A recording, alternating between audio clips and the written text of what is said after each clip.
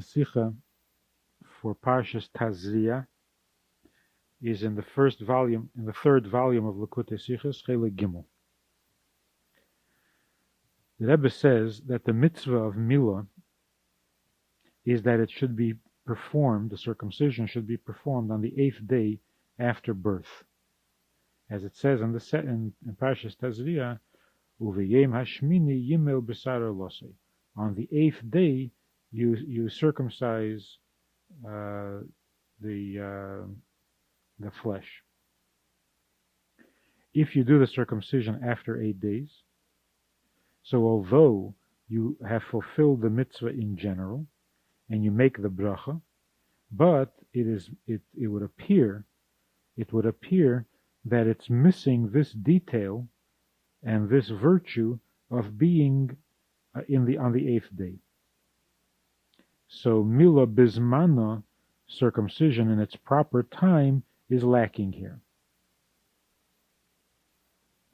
And having the circumcision and fulfilling the mitzvah, the Milah, on the 8th day has a virtue of its own, a unique virtue, where we find that on Shabbos, if you're doing the circumcision on the 8th day from birth, then you do it even on Shabbos.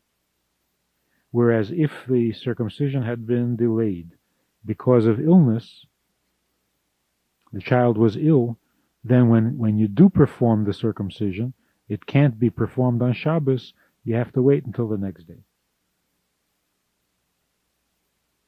So this would seem to imply that when a child is not circumcised on the 8th day, even if it's for a legitimate reason, where the Torah says not to do it because the child is not well, so you then don't have that virtue of Milah Bizmana. So that when you do perform the circumcision, the circumcision has an effect on the future, that from now on he is circumcised. But until now, he was uncircumcised. And the circumcision can't retroactively give you the virtue of Milah Bizmana, of having been circumcised on the 8th day. That's the way it would appear. But the Rambam, in the laws of Milah, the Rambam says that the reason that a child must be healthy before a circumcision can be performed is for 2 reasons. First of all, sakonas nefoshes deiche es hakel, the saving of a life, protecting a life, takes precedence over all else, so that if there's a danger to the child, even the great mitzvah of circumcision is delayed. And secondly, since it is possible, lomul achazman, since it is possible to perform the circumcision later, and you don't lose anything in doing that, and and you can never bring a person back once he has been killed from the illness and the circumcision. So the Rebbe says that this seems to imply that the 2 reasons that the Rambam brings, the first reason is that protecting life takes precedence. That seems to say that if you do the circumcision later, it is not as good as if you did it on time, and it doesn't retroactively correct that time in which the child was not circumcised, but it is worth sacrificing that virtue in order to protect a life. But when the Rambam gives you a second reason, the second reason for not performing the circumcision on this 8th day when the child is ill is because you can always perform it later. Well, that seems to be saying that there is no loss. You lose nothing in performing the circumcision later, and that would imply that when you do perform the circumcision after the 8th day, it retroactively goes back to the 8th day, and it's as if the child had been circumcised from the 8th day and on. So we need to understand, how does this work? How can it be that the circumcision should have an effect retroactively?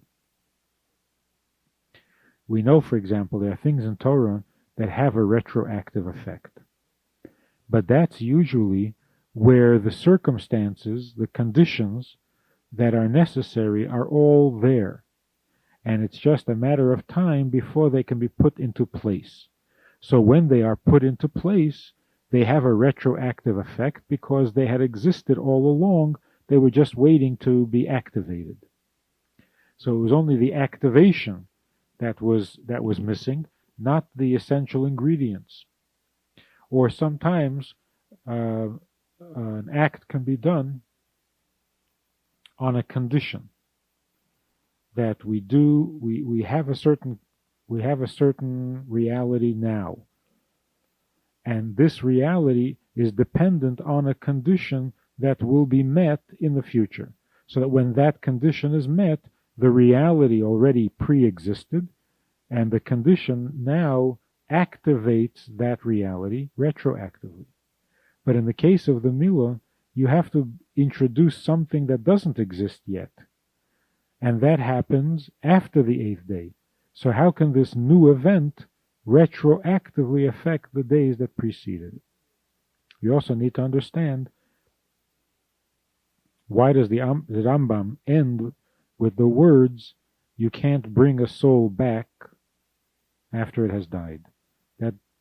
That seems to go back to the first reason of pikuach nefesh, and is not connected with what we're saying, that the circumcision after the 8th day is retroactively effective. So what does the Rambam mean by you can't bring a soul back?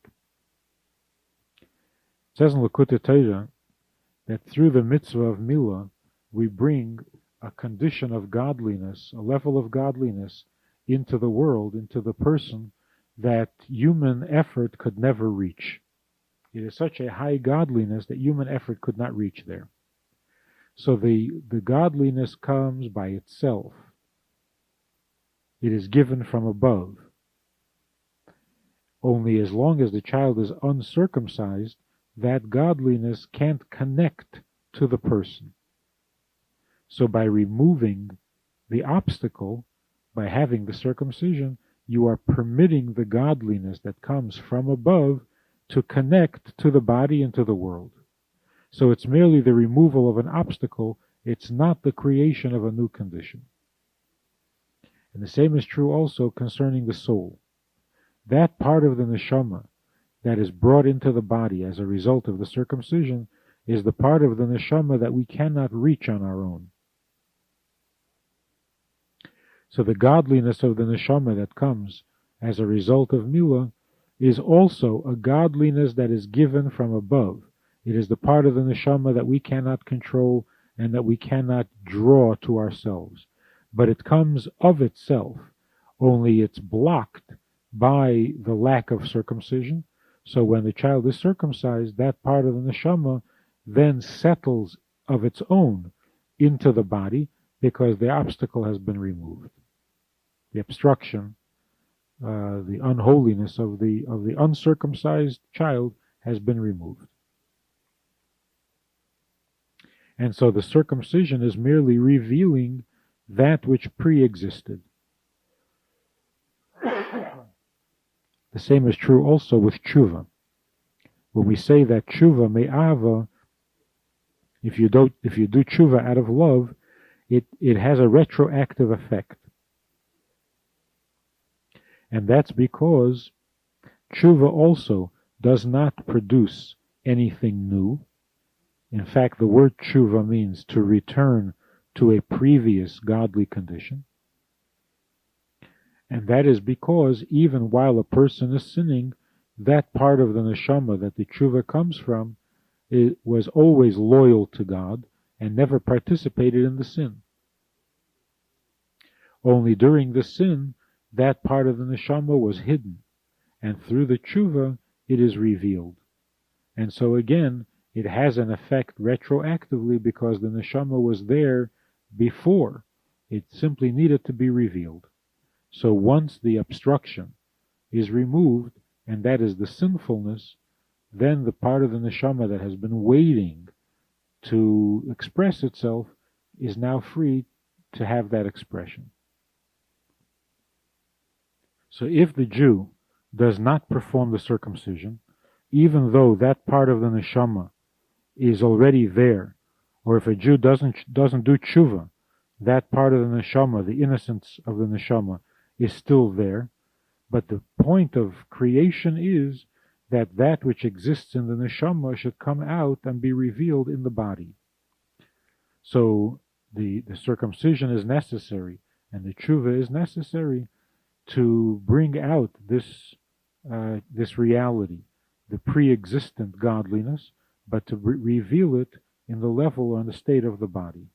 And then it has a retroactive effect. Now we'll understand what the Rambam says, that it is impossible to bring back a Jewish soul forever. With these words, the Rambam is giving an additional explanation, or he's hinting at an additional explanation as to why it is that the milah can have a retroactive effect. What the Rambam is saying is that the connection between a Jew and God is higher than all considerations. The bond that exists is always there and cannot be damaged, regardless of the condition in which the Jew may find himself. As it says, "Bein kach u bein kach bonayhem," God says, whether it's true that the Jews worship idols or it's not true, either way, they are my children. And to exchange them for another nation, God forbid, is impossible. So no matter what the condition that the Jew finds himself in, the bond with God always remains whole. In a footnote, the Rebbe says that there's the famous Rambam, or halacha, that says that if the Bezdin has to convince a Jew to give a get, to divorce his wife, when the halacha calls for a divorce and the husband refuses, then the court forces him by whipping him until he says, "I'm willing to give," because the husband has to give the get willingly. So they whip him until he says, "I want." And the Rambam explains, how does this make it a voluntary act? It's because his neshama really does want.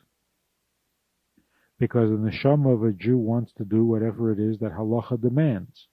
And since the halacha demands it, his neshama wants to do it. And that's why, if he is forced to give a divorce, not by a Jewish court, but by malicious non-Jews, for example, then the get that he gives is not valid because it was not a voluntary one, even though he said that he is willing to give it. But when the Bezdin forces him, then it's because the halacha demands it. And if the halacha demands it, then his neshama wants to do it. So the question is, knowing that his neshama wants to give the divorce, because that's what halacha expects or demands, why do you have to whip him until he says, "I want"? Why don't you just make the get? Have him sign it without his saying, "I want, I'm willing," because we know that his neshama is willing. So we see from this that what is true of the neshama needs to be revealed through the body. He has to be megalit into the world. He has to say what his neshama feels. And that's the purpose of having him say, "I am willing." So this bond that exists between the Jew and God, which is indestructible, is what the Rambam is hinting at when he says that it's impossible to bring back the soul of a Jew forever. What he means to say is that it's impossible to take back the bond that is created between the Jew and God, that can't be destroyed, because not only is the bond between God and the Jewish people as a people, but with each individual Jew. The Eibishter bonds with each Jew with the type of a bond that could never be taken back, cannot be withdrawn. Every Jew individually, God loves with an essential love. As the Baal Shem Tov said, that every Jew is precious to God like an only child born to parents in their later years. That's how precious a Jew is to God, and in fact, more precious than that. So the purpose of creation, that God created the world, is B'Shvil Yisro Shenikru Reishis. When we say that God created the world for the Jewish people, it doesn't mean the Jewish people as a whole, but it means each individual Jew. That the entire kavanah, the entire motivation for creation, is focused on and depends on each individual Jew. And that's why every individual should say, B'Shvili Nivra Ha'olam, that the world was created because of me. And that's also why, if you save the life of a single Jew, it's as if you've kept the entire world in existence. Because if there were one Jew missing, if there was one Jew lost from the Jewish people, then the entire creation would be upset, would be lacking. And so the Rambam says, since you cannot take back the soul of a single Jew forever, you can't take back the bond, the commitment that God makes to each individual Jew, and at all times that bond or that connection is there and it is effective. It needs only to be revealed. That's why it is possible for circumcision to have a retroactive effect. Because even if the circumcision takes place later, after the 8th day, it affects the past as well, because it needed only the connection to God that always exists, even before the circumcision, needed only to be revealed and to be brought into the physical, into the state of revelation. And that's what is accomplished when you remove the obstacle. We've spoken many times before that the mitzvah of milah suggests and carries within it all other mitzvahs, all forms of avodah. So the lesson from this in Avodas Hashem is as follows. On the one hand, a Jew must know that it is up to him, it is up to his effort and up to his work, it depends on his work to bring godliness into the world. One cannot go to sleep and claim that since in essence, on the level of the neshama, everything is fine, and he is connected to God with a bond that is endless and that can never be severed, le'yidach mimenu nidach, and therefore it is really not important, or is not crucial, how he is going to behave and what he is going to do, since in essence all the goodness is already there. Why can't he say that? Because the bond with God must be brought out and must be revealed. And that revelation, bringing the godliness to the surface, this has to come through human effort. And therefore there has to be the actual performance of the mitzvah, the actual circumcision.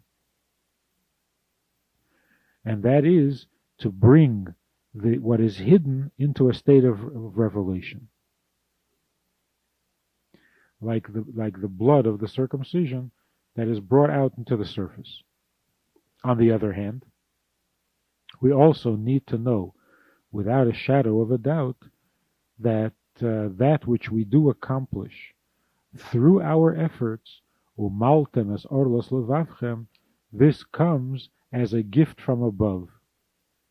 And it is far greater, it is a far greater result than is justified by the efforts of our Avodah. And yet, through our Avodah, through our efforts of removing the uncircumcised heart, so that the heart becomes sensitive and responsive, when we do that, we are given from above, we are Zeicha, that the godliness of Umol Hashem Elikecha es levavcha, that God promises that He will circumcise our hearts, a much greater revelation from above comes as a result of our efforts. In volume 1 of Likutei Sichos, on Parshas Tazria, the Rebbe quotes Likutei Torah, where it says that on the opening verses of Parshas Tazria, it says, Isha ki Tazria, that if a woman's seed is dominant, then she gives birth to a boy. And if the husband's seed is dominant, then the child will be a girl. So he says in Likutei Torah that on a spiritual level, the man and the woman refers to God and the Jews. God is the man, and the women are the Jew, and the Jews are the women.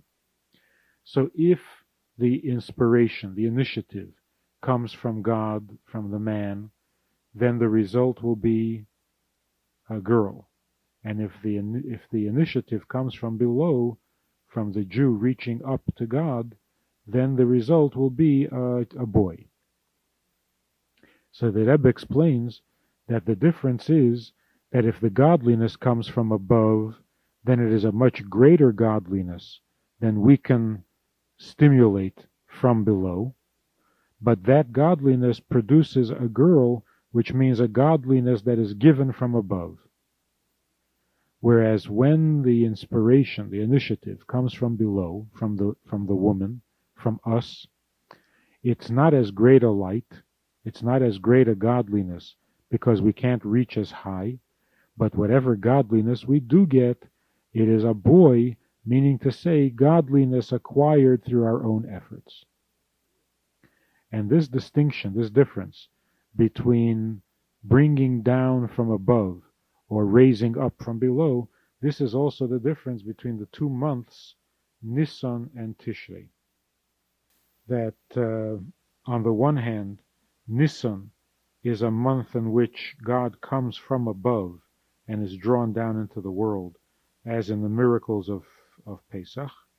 And Tishrei is a time when the Jew has to raise himself through tshuva to connect to God.